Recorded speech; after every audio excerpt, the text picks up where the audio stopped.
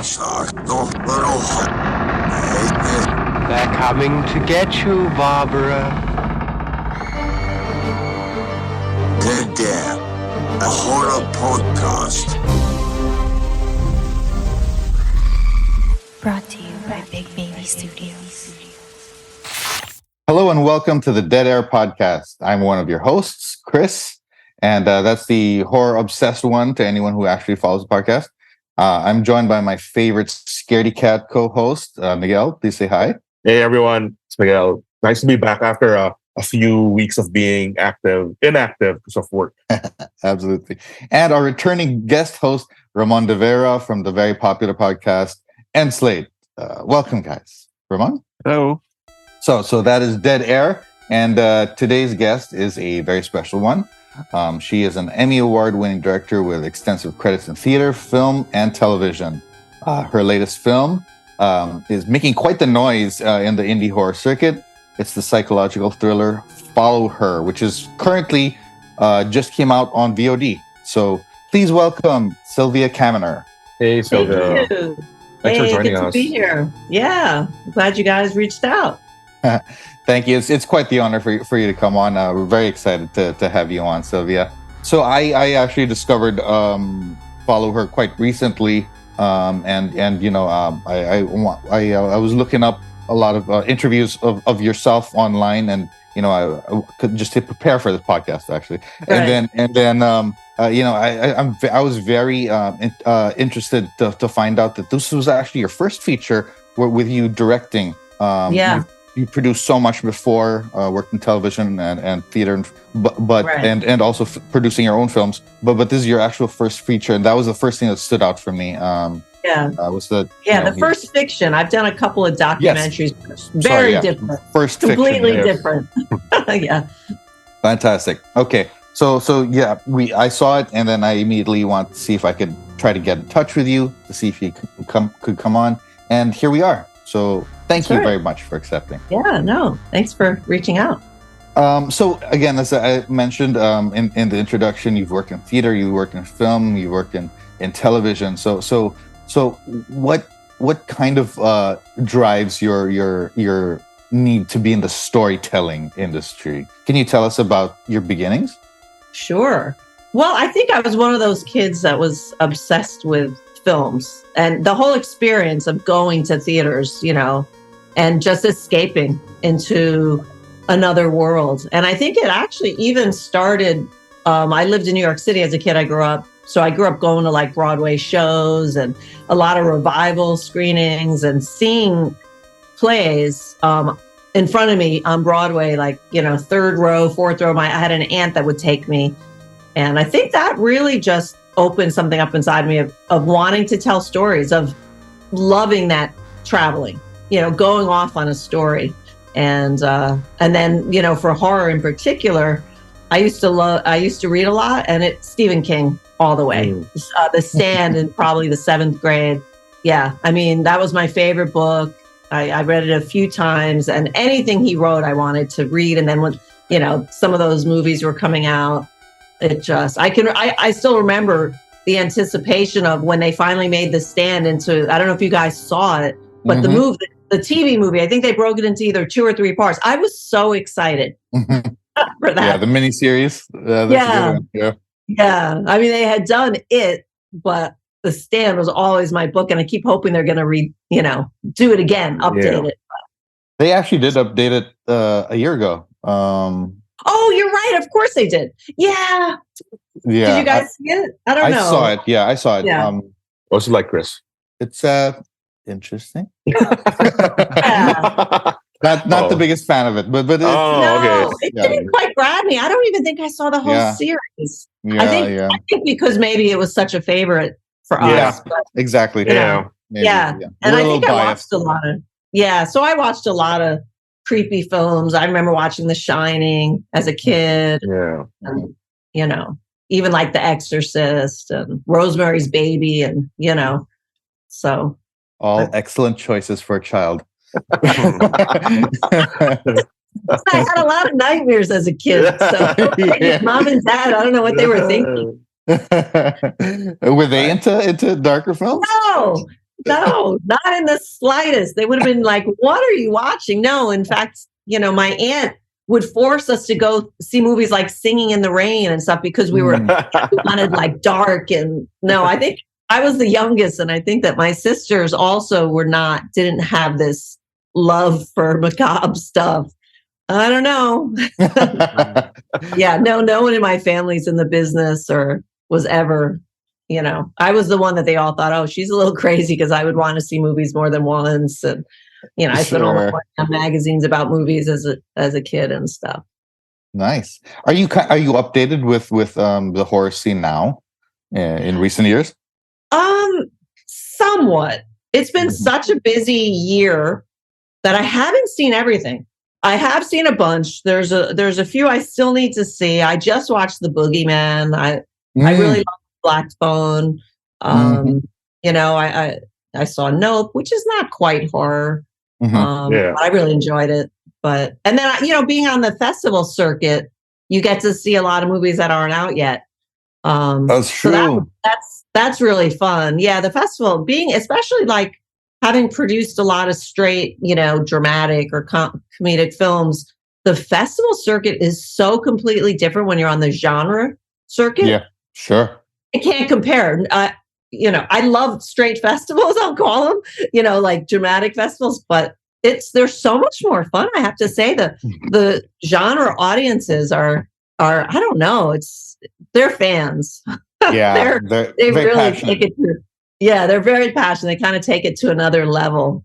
And the people running the festivals tend to be really, really passionate, about horror or thrillers so that's a really fun part of, as a filmmaker, it's such a fun part of the process. Fantastic. Have you seen any Asian horror? I have. Oh my gosh, of course. I've seen a lot of the stuff that's on TV, like the series and stuff, the Netflix. But yeah, I was at, what were I had? I'm terrible with names, also because I just watched so much. But I was at a festival in Portugal called Fanasporto, and they have a whole portion of the festival dedicated to Asian horror. And I have to, I've seen so many. And South Korea makes some amazing films. Incredible, and I can't think of the names, but I saw a few. Like I would flock to especially, I have to say, Korean. Not to put, I just have noticed that so many of the films that I've really liked have come from South Korea. Yeah, they have a very incredible filmmaking culture. They do, and of course, that's a culture that they've been so. I mean, they lead the field in a sense, as far as like they've been doing horror and genre for a long time. And there's a lot of new filmmakers coming up that I'm sorry, I can't remember the names. No, it's cool. That's fine. Yeah. Amazing. That's really cool. Okay, why don't we just jump straight into why we're here, which is really, we would love to talk to you about your first film, Follow Her, which again is out right now on VOD. Do you mind giving us a very quick synopsis about Follow Her? Sure. So it's about a woman who is a struggling actress who's trying to make a living as a influencer, and she's a part of this it's a make-believe for the film world where you can, the bigger audience you get, the more money you can make. And she's trying to create an audience by filming the wackiest jobs she can find online and secretly live streaming her experiences. And she goes off on a particular job to help write the ending of a screenplay with a very good-looking Australian man. To her surprise, she thinks he's going to be some loser. And she goes down, she takes some pretty big risks because she's desperate to build her audience, and she's losing her apartment. And so he's not who he seems. And it kind of becomes a battle of wits and whether she will survive or not. Awesome. So how did you come across Danny Barker's script? So, I've been making movies and producing films in the city for a while in New York. And so I have a filmmaker friend who was kind of a mentor to me, John Gallagher. And Danny had heard John talking on a podcast, something like this. Yeah, right. Yeah, except John hadn't made horror films, but he's made a bunch of films. And so she reached out to him. She's like, oh, this guy sounds great. it was her first film that she'd written as a full screenplay, and she'd written it for herself to star in, but she needed a director and someone that could help her figure out how to get it made. And so she reached out to John, and John put us in touch. And, as soon as I read it, I was like, ooh, there's really interesting things here to dig your teeth into. And I'd been looking specifically for a genre film. I'd read so many scripts. I knew the first one I directed, I wanted it to be a genre film. I initially thought it was going to be this other script that I wrote, but it's too big of a film, very dramatic. And I was like, you know what? Just find a script that isn't going to be too expensive, that you can get done. You don't need names for genre, although it does help, I will say. And so I knew, and I just thought, I love that world. I love taking people on a ride. And genre just allows you to really talk about stuff that maybe you couldn't in drama. And I think there's just a passion for it around the world, and you can maybe reach out to different cultures, whereas like a straight dramatic film is more limited, in comedy. So I read it. We had a call, and we kind of, from that first call, we're like, okay, let's do it. I'll trust that you can pull off that the acting, because she was the star and I had not really seen her in anything. I was like, oh my goodness, that's a huge risk. And then she had to believe that I could direct fiction. So that leads me to my next question, actually, because like your resume is very extensive as working as a producer and a documentarian, but like this is your first full feature, and like, so how do you make that switch? Is it a natural transition, or is it something that you always really wanted to do? Yeah, the documentary portion of my career was the surprise. I always saw myself as a fiction filmmaker, producing fiction, and then I thought I'd be directing films 10 years ago, but then, life takes you into different directions. I actually left New York City. My dad got sick and he was living in Florida. I had a boyfriend at the time that lived here. I was going to get married. Like, life was taking me in a direction. And I was like, well, shit, there's no film industry in Florida. There really isn't. But I was like, I also have a real passion for travel. So I was like, well, maybe I can take a break from the indie New York film scene, which was kind of burning me out. And so I kind of got into, that's when I kind of got into the travel world of making unscripted television, these travel shows. And from there, I got into documentary storytelling. And, I always have felt that I'm so glad I started in theater. So I was very comfortable working with actors, but I'm so glad I started in fiction, because in fiction, everything is about story. Everything's about an arc for characters and a hook and tension. And so I feel like I brought that to my documentary filmmaking, and I think, it's all storytelling. Yeah, exactly. If you can, because I've heard, I've made a couple of feature docs, and I've heard that they do kind of feel a little bit like a feature, like there's clear hooks, and I hope, and they're entertaining. They're not, which I love documentaries. How big is the change in the dynamic from on set, from working on documentaries to working on a full feature? Could not be more different. In documentaries, like, for instance, I did a film in Africa, in Tanzania, the country of Tanzania. And I had two cameramen and the subjects. And we just filmed for like 7 weeks. We didn't have days off. We were just like going where the story took us. So it was very quick, and you had to be so fast to know, like, yes, go in this direction with the story for that particular documentary. So then on the feature, I have actors who have to deliver lines, and they have to be believable, and they need coaching, some more than others, and then you've got, on this film, we had a smaller crew than I'd ever worked with. We probably had, 20 people, which is really small. Even on indie films I'd done, we had 50, 60 people. So I'm very thankful that I had been on film sets before, on narrative sets, because I kind of knew the dynamic and how things worked. But yeah, it's very, very different. There's a lot of waiting on a film. A lot of time is spent, with lighting and getting the set ready. And we tried to, get that done quickly because we had limited time. And then you're working with actors. So it almost couldn't be more different. But I feel like each step of my path aided me in being ready Sure. for this. The theater, producing, and producing a lot of first time filmmakers. Also learning, what mistakes not to make, and seeing what worked. And John Gallagher was very good at having very creative sets where actors felt very safe and very free, especially to like use improvisation and stuff, which we did quite a bit of. Luke Cook, who plays the male lead, is brilliant at that, and he brought some real fun lines to the film, and he's a funny guy. Because of follow him on Instagram. Oh, you do? He's hysterical. I mean, quite a funny guy. Oh my God, he should be on Saturday Night Live. Like he would be the funniest person on the show. He's very funny. He's very zany. But he's really smart with his humor. So he brought a lot.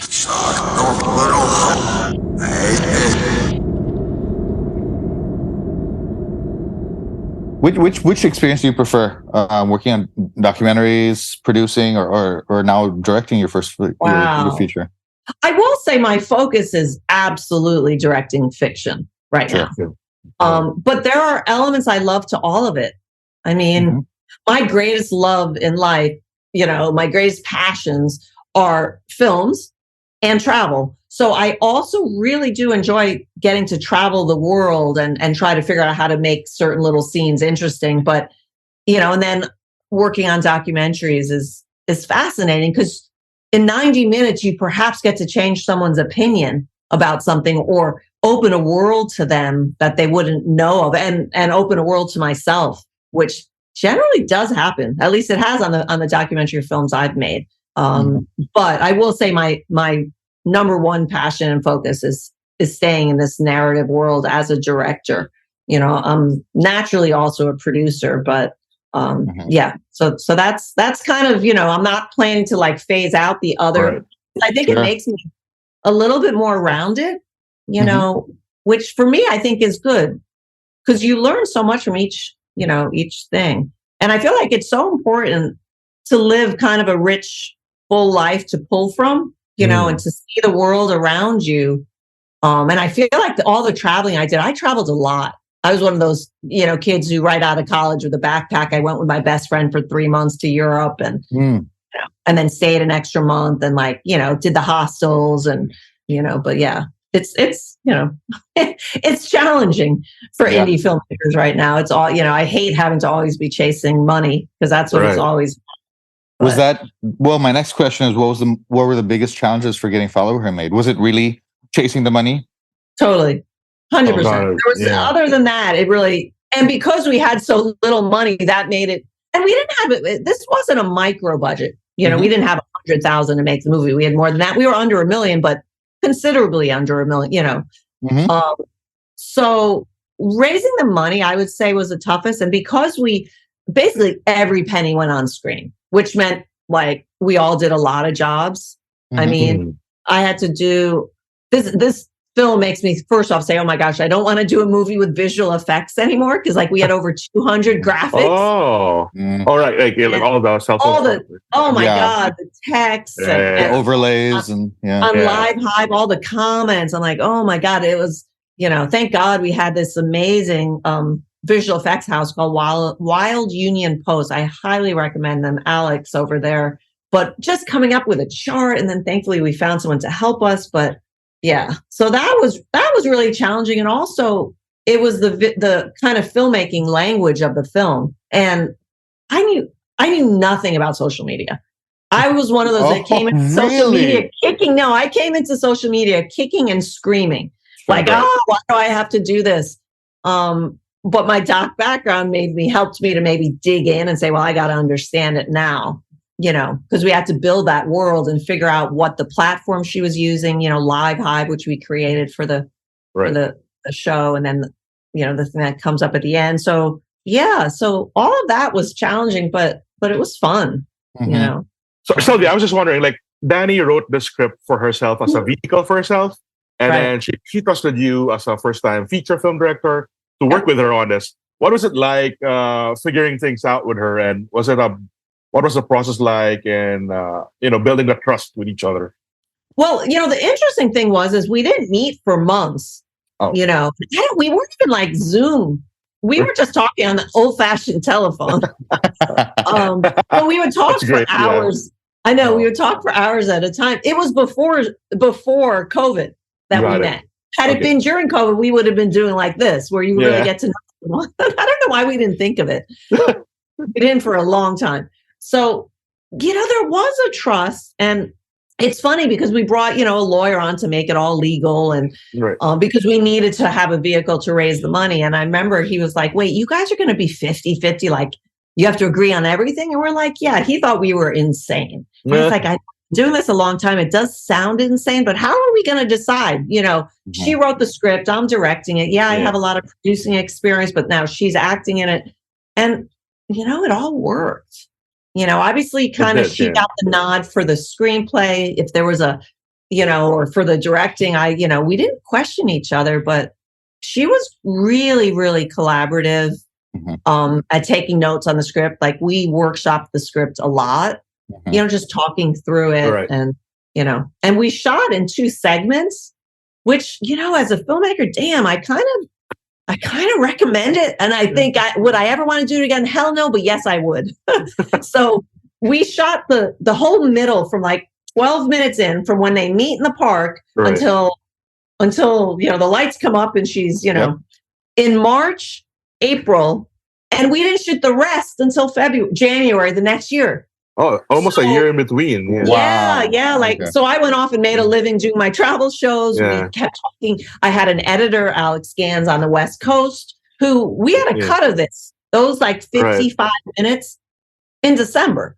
Because I went over there, before we started filming again, I was like, you know what? I have to know exactly what we have, what the strengths are, what does her character need, because she's morally, not even ambiguous. She does some morally kind of, that you might not agree with. So I was like, we knew she wasn't likable, but you needed to at least find her intriguing so you would want to take her journey. Sure. Right. And I very much believe in sharing, sharing the film with people. So I shared those 50 minutes with people I really respected, not a ton, because then you can start to get too many. Yeah. Right. But that really helps because for instance, things like, well, you are interested in her, but if you could make her a little more likable in those first 10, 12 minutes, that might help. So it kind of was a really neat tool. Like had we just shot it, bam, bam, bam, I don't know. And we kept rewriting the ending, Really? Oh, okay. Got interesting. Yeah. And a lot of that, I have to say, our editor, Alex Gans, really had a lot to do. As he and I, we spent so much time editing because it was COVID and we're like, what else are we doing? And we would, do this on Zoom and he'd be cutting. And so it was kind of like, really trying to figure out, what this interesting other element to the film is and this other world. And, and then also with our graphics, our visual effects team. And so. Speaking of that world, if I may ask, this is actually something that maybe Danny would have a better idea about, but maybe you could. But how did Danny come up with the concept, the premise of the story? Yeah. Very interesting story. So about 10 or 12 years ago, 12 years ago, 12, 13 years ago, she actually had a YouTube series called Starvival. And it was a bit ahead of its time. And basically it was about a woman who took crazy jobs online and secretly filmed them. And her first episode of that, YouTube series, it wasn't live. That was something that I think I suggested we make it a live stream to make it very right now. But the very first episode of that show, she got paid, God, it was either $25 or $50 to be tickled for an hour. So that actually happened to her. Now, the difference is that she always brought guys with her to be like bodyguards. Sure. And she would not show their faces, so there are some similarities. Obviously, that was the lightning rod that went off, for her, was thinking, about how to, about that world. And, and I watched before I spoke to Danny the first time. I found some of those episodes. You can still find a bunch of them. Interesting, and, yeah. And I remember seeing them. I'm like, oh my God, this girl's crazy. she actually did this. And, but it was fun because it also grounded it in truth, which for me as a documentary filmmaker, I was like, this is really interesting. And the fact that she was doing this 12 years ago means like the shit at the end, I actually think could be happening. Yeah. A lot of that wacky stuff, could be happening, right. And how long before you met did she have the script ready? So I would say, I think she had it done for about 6 months. I don't think she spent like a huge amount of time. Yeah. And she really thought she was going to make them. The reason John Gallagher first put us together was that when she spoke to him, she said, I'm shooting it in 6 weeks and I have $100,000. And he was like, well, I'm not available in 6 weeks, but if you need a woman to direct it anyway, call Sylvia. She's who should direct it. And so then the first call we had, I was like, well, first off, I don't want to make this movie if it's for 100,000 because I'm not interested in trying to tell this story. She could have made this film. It would be a very different film. We spent almost that just on visual effects, but I've been in the business so long. I just couldn't think of doing a film where everyone works for free and it was all just non-SAG. I just couldn't imagine from where I was. I was like, I can't do it. So thankfully she's like, she jumped on anyway. And then we workshopped the script for about 10 months. And then I brought on Judy Henderson, a great casting director in New York City, who I'd done 7, 8, 9 films with. And that's when we started casting. At the same time, we were still trying to raise money. And of course, we made some Hail Mary offers to actors, famous, name actors. But frankly, I don't think any of them would have been as good as Luke Cook. We would have opened maybe on 1,000 screens or 2,000 screens, but I don't know that the film would be as good. That's I really enjoyed him actually. So I was going through a bunch of your interviews. One of the most interesting things I found was you decided that the first scene that they were going to shoot was the really intense sex scene, or like how did that come about? Like what were the creative decisions behind that, and did it help the chemistry? Which, by the way, I have to say is really good. The two of them have really intense chemistry. Yeah, I know. I think that the whole movie doesn't work if they don't have chemistry. And that was definitely, as a director, I was like, oh my gosh, like they have to have chemistry. So it was one of those happy accidents that then I ran with.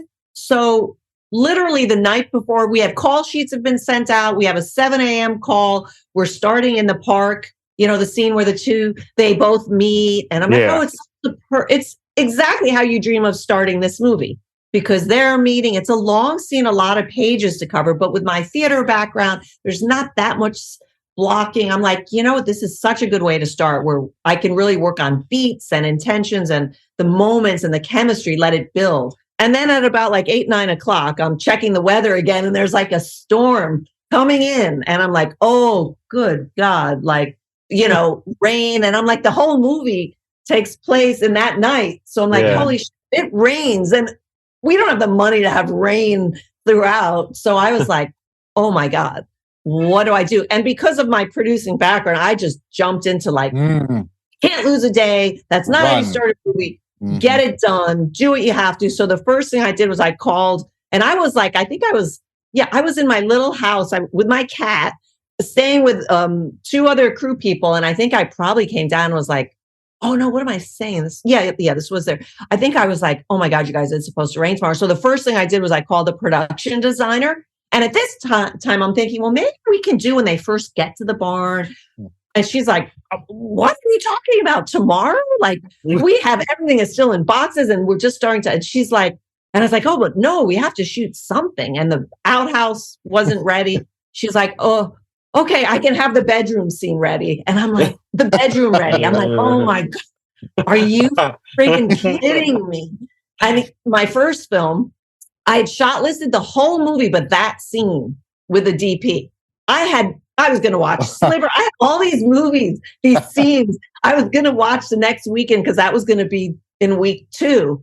And I think it was a really lucky accident. I'll never forget calling Danny and calling Luke, and they were both like, "Oh my God, what? How? I'm not ready for that." But they were both professionals. And I remember, asking both of them, I said, well, look, we can decide right now. We're shooting that scene tomorrow, not the one in the rain, but we're deciding on the bedroom so you can go to bed tonight knowing. And both of them were like, fuck no. Can I swear on this? Are we going to? Absolutely. Yeah. So they were both like, hell no. If there's any chance we don't have to shoot that scene, let's not decide until the morning. So we all went to bed that night. And I remember thinking, oh, please let the sun come out. But that morning, it looked a little dodgy. But at that point, something in me was like, you know what? Just freaking do it. Just tell them it's too risky. Just go do that scene. And it turns out we totally would have been fine in the park.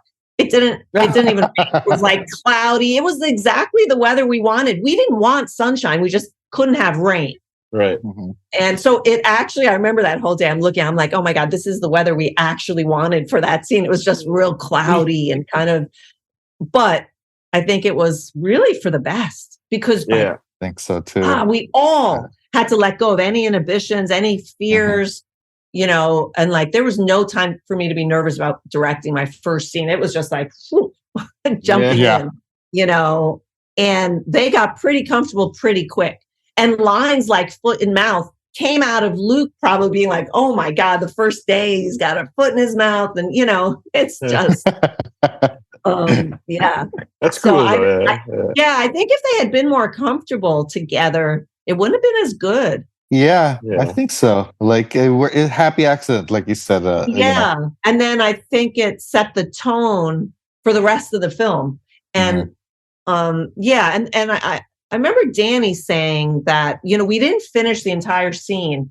And we came back the second day to finish mostly her side, like some of her close-ups and stuff. And she was like, she felt that really helped her actually, because being able to step away and then come back in the morning, she was more ready. But I think it was a good, will I do it again? Maybe. Yeah. And if I did, you almost don't want to let them prepare. Like, I think that was part of it. It was, they were familiar with their characters. I mean, Danny was very comfortable. She wrote the scene.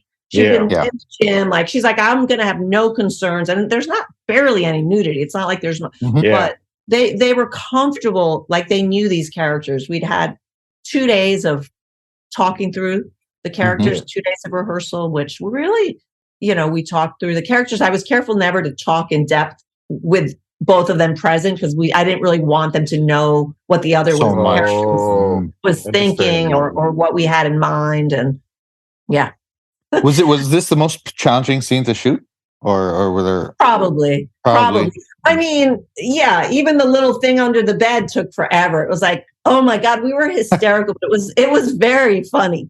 Like suddenly Wesley, who I won't say too much, but you know what I'm talking about. We see Wesley, he's under there and he's like, it's a low, and he's like, he's trying to be so dramatic. We're like, oh my God, we're not making, so it was very funny. And, and I think it just the fact also that Luke and I, the DP, had not shortlisted that film. We were shortlisted everything, the whole scene. So, the whole movie. So, but again, we knew these characters. We'd talked about the scene, and I knew what we needed from that scene. I was very big on getting ready, doing my prep work. As a producer, I really believe the success of shooting is because of what's done in pre-production. And so I had a couple months where I literally left home. I took my cat. I rented a Airbnb in like Asheville in the mountains, so I could just hike every day and write my notes and be very ready.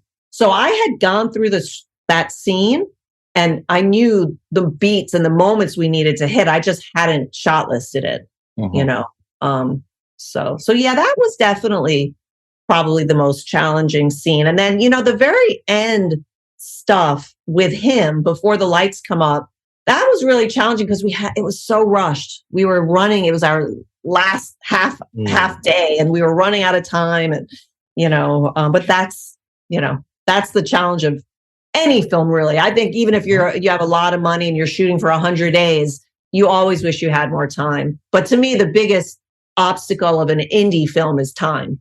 Yes. You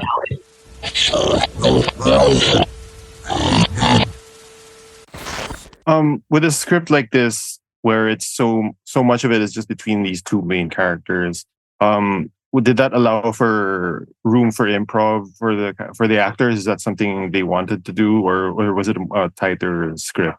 No, it did allow, but we never really discussed it. But Danny was open to it, and Luke and I, like for instance, there's a time in the film where his character has a huge shift.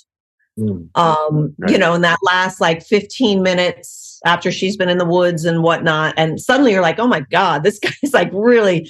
So there was quite a bit of improv, and we hadn't really told Danny. Luke and I had early on had a discussion about the fact that his character had to feel dangerous, that there had to be not so much a craziness behind the eyes, but you had to believe he was capable of anything.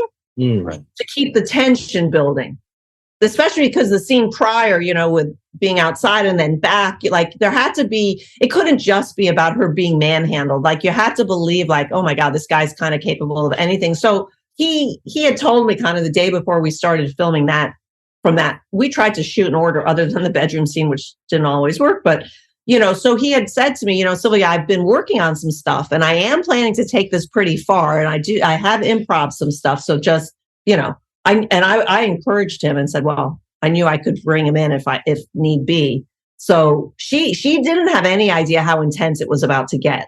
I've heard her even in interviews saying that suddenly she's sitting there like, this isn't the movie I wrote. Like, this is really different. So that was challenging for her, but right. Thank goodness he's so good and he was so invested in it that she just, went with it. Sure. And her reactions are more genuine, real. Totally. Because she was not, certain things were mentioned about, taking some, pulling hair and stuff, but just the intensity and his, just changing on a dime, some of that. And the way we shot, which I talked to the DP about, using the projector in a certain way. And so. And speaking of Luke, is he someone that the casting director found, or did he come in? He did, yeah. He was, we knew we were shooting in New York, but we didn't want to, we wanted to open up auditions for anyone in the country, really. And nowadays, everyone's so used to sending video tapes. So he sent, it's funny, as I mentioned, we'd put a few Hail Mary offers out, but when we saw his audition, we were like, oh my God, like we each got it separately. I remember, I think I watched it first and I was like, oh my gosh, this guy, like, okay, we could go make our movie. Even if we don't get he's so good. And so then I remember calling her and she right away felt the same. Like there were a couple other actors that we'd liked, but from that moment on, none of them were even in the same league as far as what we thought he could bring. And I remember I was like, well, we can't cast him on his first audition. So I'm like, give him some notes. Let me give him, a couple notes so I can see if he'll take direction. And of course he did. And he was fine, but he was no better than he was in the first. Like we could have just, gone, but yeah. So but you had to do your due diligence. Exactly. Yeah. And then of course I, had phone calls, and I think with him, I did a Zoom. Sure. Yeah. Yeah. And then he was actually in New York. He and while Danny happened to be in New York, so they at least got to meet, and then they Zoomed me, and seeing them together, I was like, oh my gosh. Yeah. So you kind of touched on this earlier, but I'm going to give you a two-parter question. Okay. So with Danny, I read in an interview that you said that her original script was like almost NC-17 if you didn't like do some changes. So for her, how different was it from how she originally intended to be and how it turned out? And then for you as the director also, how different was it for you in your head as compared to when the final product was in? Right. Because those are two different things. Yeah, totally. Well, so, some of the things that changed, and look, a lot of it, the meat of it was in her screenplay. Two people meet in the park and they go back to the barn, and So that was kind of all there. I think where some of the what I saw as NC-17 were some of the jobs that she was going to do or take seemed like there would have been a bit more nudity or a bit just more pushing that envelope, which I didn't really feel was necessary. And I felt like, and I think we both agreed that we wanted to get to the barn quick, get to, to meeting the male, the antagonist. I think for her, like, yeah, that's a really good question. I've heard her mention that, that segment we were just talking about, that she didn't see the film quite like that, the intensity of it. And she also, I've heard her say she didn't know she was making a horror film, which I'm like, what? And look, it's not a crazy, it's more for Miguel, the scaredy pants, because it's not really, it's psychological horror. It has elements, but it's really a thriller dressed up as a horror film, maybe. Yeah. But my intention always was to make a scary thriller. And I will say, like, some of the prep I did was thinking, well, how do I keep this interesting? How do I build tension with two people in one location? Yes, I know we have to get an amazing location, which I feel like we found a great location, big, high ceilings, interesting ways to move the camera. But also, how am I going to keep the audience engaged and have them not be like, So I did a lot of looking at movies from all decades, and I settled on some stuff I'd learned from Hitchcock. And now I'm a Hitchcock fan. I've never been like, oh my God, Hitchcock is God. But I started studying his films and reading Hitchcock on Hitchcock and some of that. And the one thing I really grabbed from Hitchcock was he often let the audience be ahead of his protagonist. And usually it was a woman in jeopardy. And I was like, oh my gosh, that is so it. Like, if I can make the audience lean in, it's also going to help because maybe she's not that likable, but nobody wants to see her get killed. Like, anyone, that decent person who's watching someone potentially putting themselves in grave danger would be like, wait, get the hell out of there. What are you doing? So I thought, ooh, I like that. So I actually built into the script some places to do that. Even like so you saw she was being recorded when she's walking to Penn Station to meet her friend who doesn't show up. Little things like that, like what we talked about under the bed. That was just something I came up with, the way he locks the door, all of these were bits that I kind of came up with those moments and put them into the, seeing someone on the second floor, which maybe you guys missed. It's one of those things you have to. No, I saw it. At first, like, I was like, was that a mistake? Right. No, I know. And then you're like, oh no. And so you don't have to see it to get the next minute, but it builds tension when suddenly she's going upstairs and you're like, wait a minute, there's someone up there. Right. So little things like that, I thought would really help keep this one, room, two actors, help build it. So, So here's something I really want to know, right? Like, every time I thought that I knew where the story was going to go, it goes in a different direction. Was that one of your singular purposes for the film, was to really subvert audience expectations? Ooh, my cat just jumped. Mr. Squeakers just jumped up on the table. He's my cat, the cat in the movie. Oh. Yeah, he's right here. He's trying to get his face on the camera. That's fine. Yeah, I have two, and they both are hams. So yes, I think that was part of, keeping the intensity alive. And we didn't want to make something that was so important to me. And I'll never forget, I had a moment of concern, of fear when we finished filming with Luke, that whole section. I was like, oh gosh, I don't want to make a movie about a woman being tortured or being, subjected by, I want to make a strong woman, maybe not completely moral, but strong. Sure. She's fighting. I don't want to make a victim movie. And that was really, really important to me. And I think part of that is what plays into the back and forth, because at moments you think she has the upper hand, even though physically everybody knows, he's a big guy. He has the upper physically. However, she's clever. She's a fighter.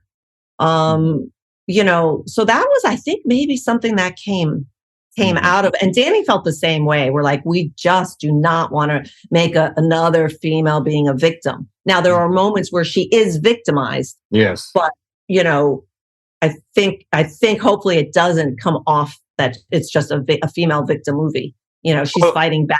She's put herself into this place, and, you know. Yeah. Well, if I may say, like, that whole time in the barn, that whole part of it, like, it felt like, to me, and let me know if I'm reading too much of it, but it felt like a really bad date going really wrong. Like, you know, this is probably how it feels like for women when they, you know, meet up with a guy who seems to have a lot of potential. And then suddenly he's just a total dick who's super manipulative and everything.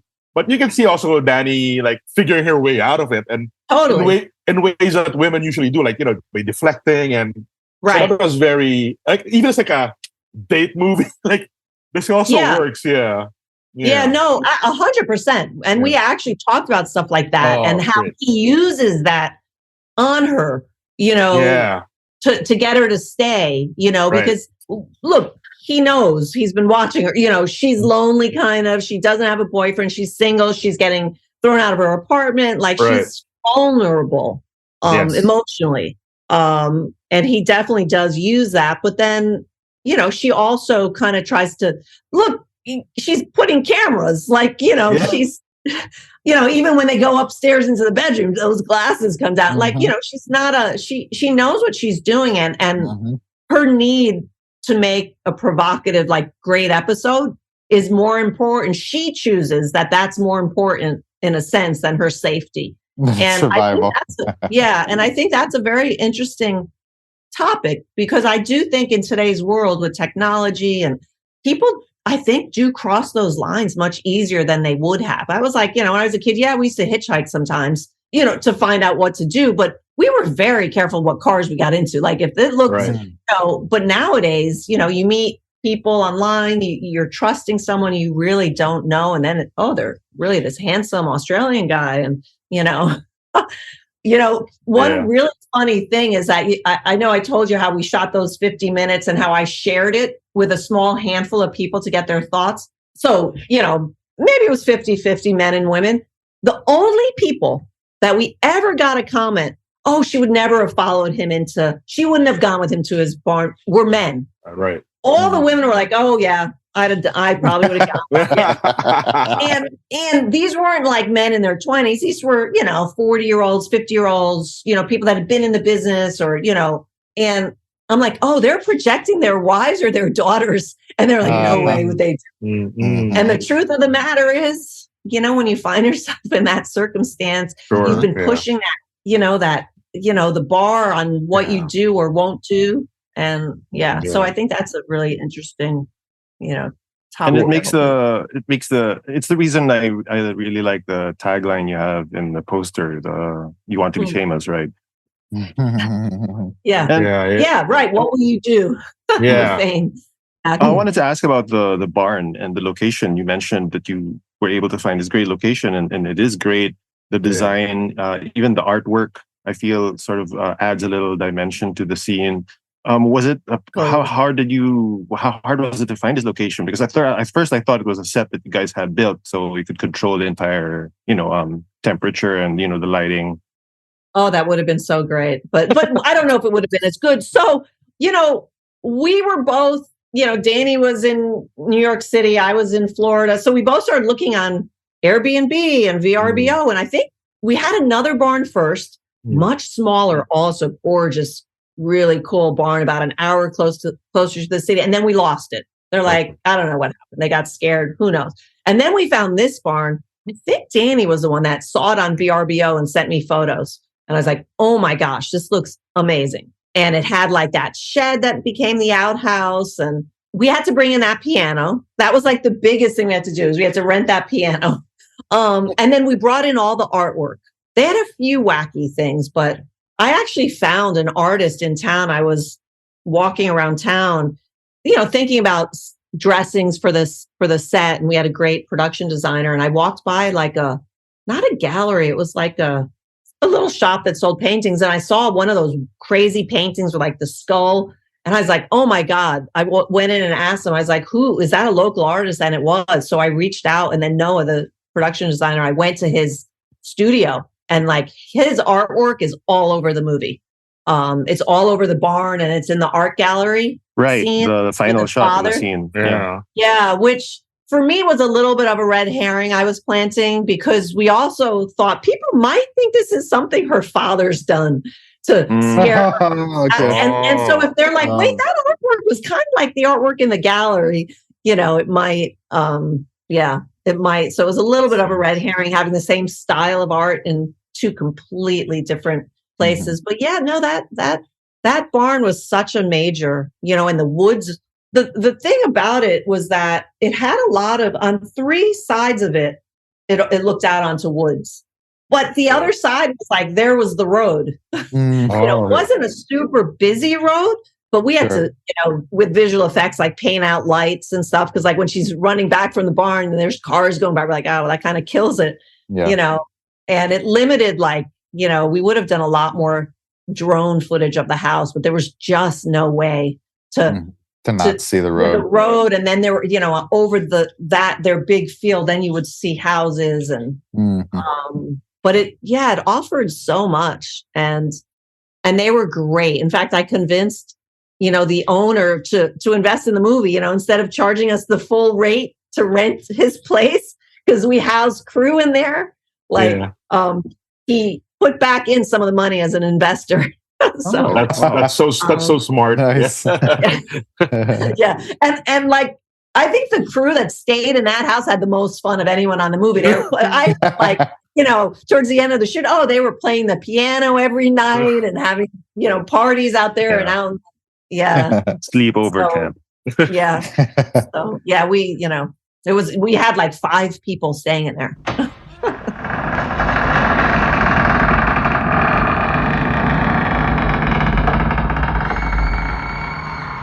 You mentioned Hitchcock earlier, and that's very felt in the film, the surveillance, the paranoia. Right. Were there any other influences or touchstones that you looked to when you were in pre-production? Yeah, there's a few films. Have you guys seen The Strangers? Yes. Oh, you have? Liv Tyler. Yeah. Yes, Liv Tyler. Right. Have you guys seen it? I have not. Yeah, a while back. The one with the masks. So it's about the 3 strangers who show up at a house, and they're there for no other reason but to terrorize 2 people they don't know. They just want to. And that movie is so friggin' scary. Like, you probably could watch it. Yeah, I don't think Miguel can take it. No, I don't think you want to see that movie. So there are moments from that movie that I was like, oh my God, I need, like that terror. And that also, they used a little bit of that Hitchcock thing, because there's moments when he goes away and Liv Tyler's alone and she's in the kitchen, and you suddenly see the guy standing in the kitchen, and you're like, yeah, we do that too in the film, in one or 2 places. But, so that, I also really love the film It Follows, which when I heard about it, I was like, this sounds kind of stupid, but it was so well done. I actually really dug. Yeah. And my composer, I definitely had him watch that movie specifically thinking about score, because I just thought that score was so great. And then also, oh gosh, the movie where there's 2 others. Don't Breathe. Very cool. They had so much money that, like, if I could have had that budget, like that was a set, like they could, they had pulleys, like, they had a lot of money to do stuff. But that film was definitely, especially with the lights out part. And the film Lights Out is a really creepy, good movie. Oh gosh. And then the movie, oh God, it's with John Goodman, and the woman is trapped. She gets into a car accident, and then she's trapped in his basement. Cloverfield Lane. Which one? Cloverfield Lane. Cloverfield Lane. Yes, Cloverfield Lane. That one. In fact, I think I probably told Luke to look at that. What I loved about that movie is that you've got, the antagonist's face, and he could go from like, goofy, lovable to suddenly like, oh my God, this guy's friggin' insane. He's going to kill them, So I I really liked that and how they use the space. Right. So those very confined, yeah. Yeah, confined and him changing on a dime, which I really liked, and how strong she was and how much she fought back. Right. You know, The actor there is John Gallagher Jr. Is he any relation to the? No. I know, that's so funny. Yeah, no, I like that actor. Yeah. I loved that series he was in. The Newsroom. The Newsroom. Yeah, the first. Oh, that guy. Producer, was he? Yeah. The young guy. The young guy. Yeah. Yeah. I had one last question about deleted scenes, because I sort of I'm maybe wrong, but I thought I saw the brother. Is he a DJ and they live together? No. Mm-mm. Oh, okay, so that was just a random guy in a window. There's a sort of drone shot that I thought was establishing her apartment, which was owned by the dad, and there's a guy there, but we never really see him in the film, right? So I thought, I was wondering if that was her brother. Sorry. Yes. So he writes her, he sends her the email. Is that what you mean? Yeah, when she's on the computer when she gets when she gets finds an email from him. Yeah, that was one of the things we actually struggled with, and that nightmare scene came in and out of the movie a bunch of times. It was out, and then we're like, you know what? We need a little jolt, a little something. We got to add a little tension to the apartment stuff. So then it went back in, and then literally like a month before the movie came out, I don't know, it probably wasn't worth it. I was like, you know what? I want to take a couple minutes out of the movie. There's a few things that kind of bugged me. Got it. I was like, what? Like, are you serious? I'm like, yes, for the rest of my life, this movie's going to be out. And was it worth it? Probably not. I just had to make myself crazy. So we ended up trimming, like the way we get into that nightmare. There was it was a minute longer or a minute and a half. And so there are some, but there's not a lot of like full on deleted scenes. No. Mm-hmm. No. And they were deleted more for like pacing, or you wanted it to be more isolated? Okay. Throughout, or are you talking specifically about the nightmare? Go ahead, no, just like the timing in general. Yeah. Timing. Yeah. Pacing. Like there was more that we trimmed of her in the chair when she's kind of tied. And he's filming. We got rid of some of that stuff because I was just like, okay, we got to get through this quicker and have those, the lights come up. And so we tightened there a bit. And, my editor and I've always been of the school, get into a scene late and leave early if you can, and better leaving them wanting more than being like, okay, we get it. And so I did tighten a lot. And because it was during COVID, I had the drives all here. So I was looking at takes and telling you, hey, wait, I think this half of this line, she's actually better in this take. I think I made him a little, crazy, but what else was I going to do at COVID, Yeah. That's the creative process. That's right. Yeah. Okay, so I'm gonna be reading off this just because I don't want to make a mistake. So Follower has done very well in the festival circuit, right? It says Film Quest and the Austin Film Festival, where it won the Audience Award for Dark Matters feature. And so far, please correct me if I'm wrong, if this is not updated.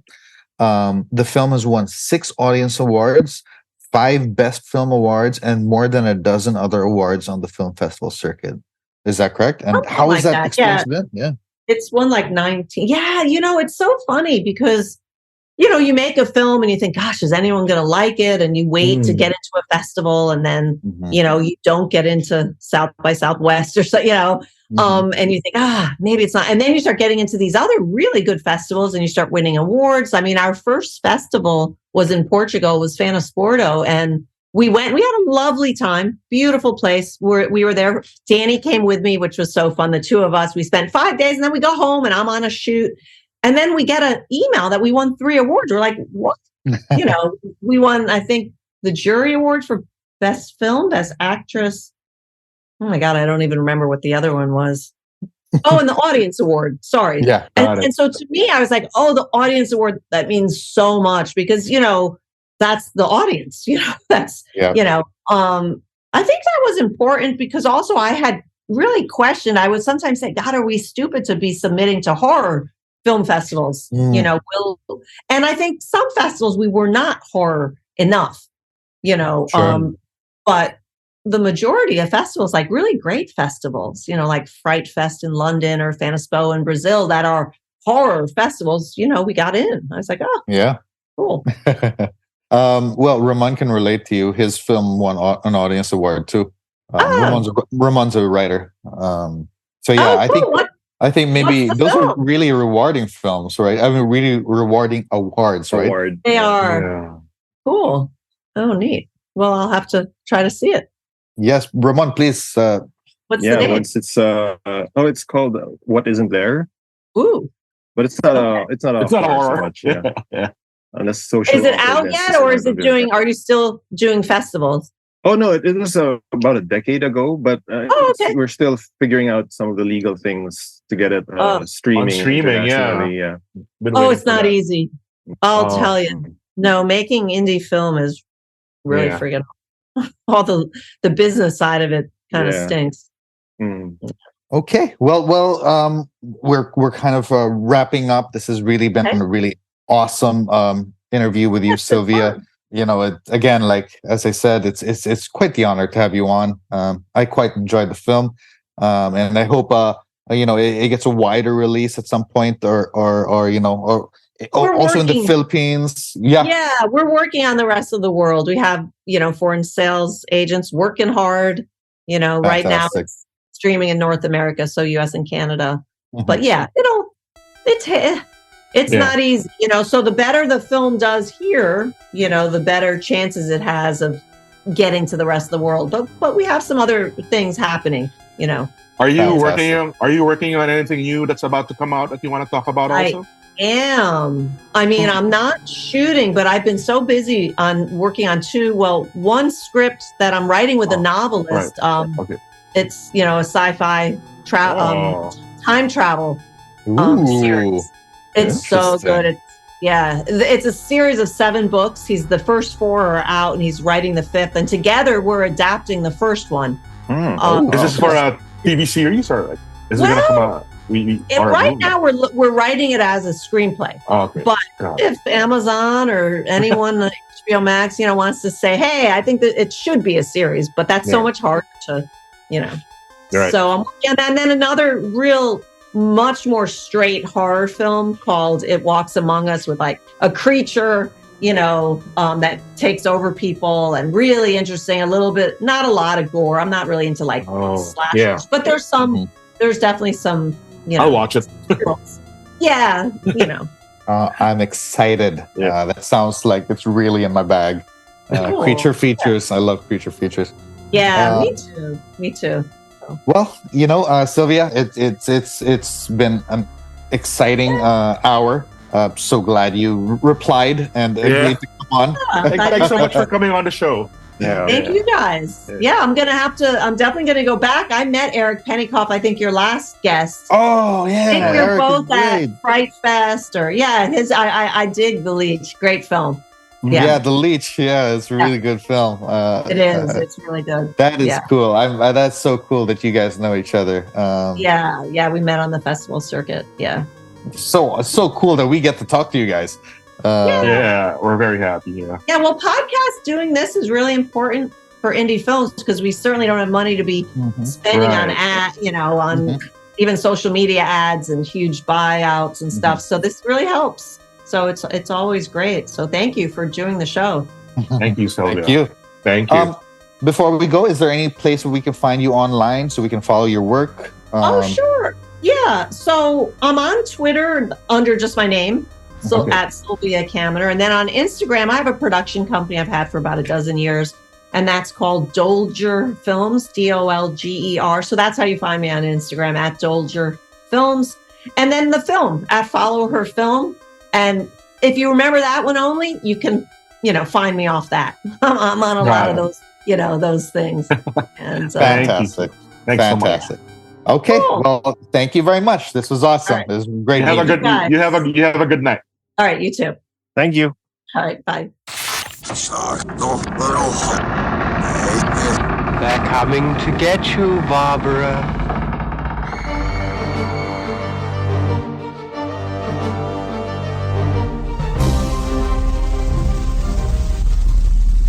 Brought to you by Big Baby